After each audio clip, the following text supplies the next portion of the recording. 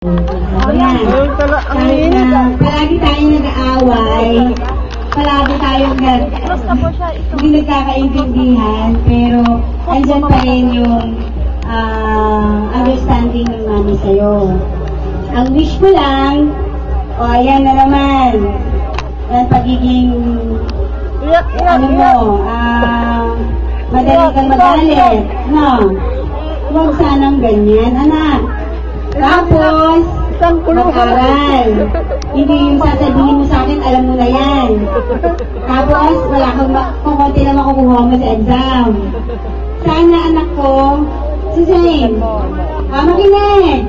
Sana anak, pag may sinabi si mami, kasi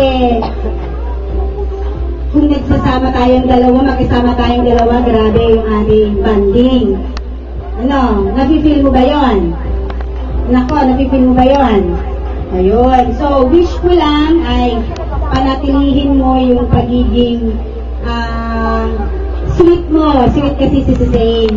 Pag meron po ako, guys, mga kaibigan, kapatid, pag meron akong something na dumi sa mukha, yan, talagang siya yung, mami, yan mo, may muta ka. Yan. Tama ba na? Kasi sinasabi ko, kasi sweet ang ano ko. So, stay sweet as you are, na? Kasi sa paglaki mo, ay nandito pa rin si mami. Ano? Nandito pa rin ako na tutulong sa'yo, susupport ka sa'yo as my mama.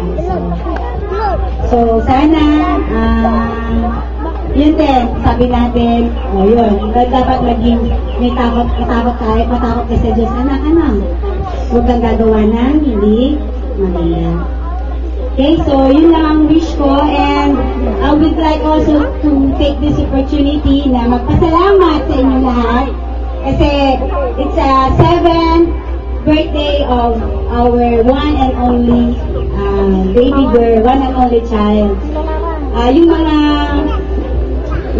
nagbigay ng oras nila na pumunta dito kahit malayo, maraming salamat po. Hindi na kami nag-hotel.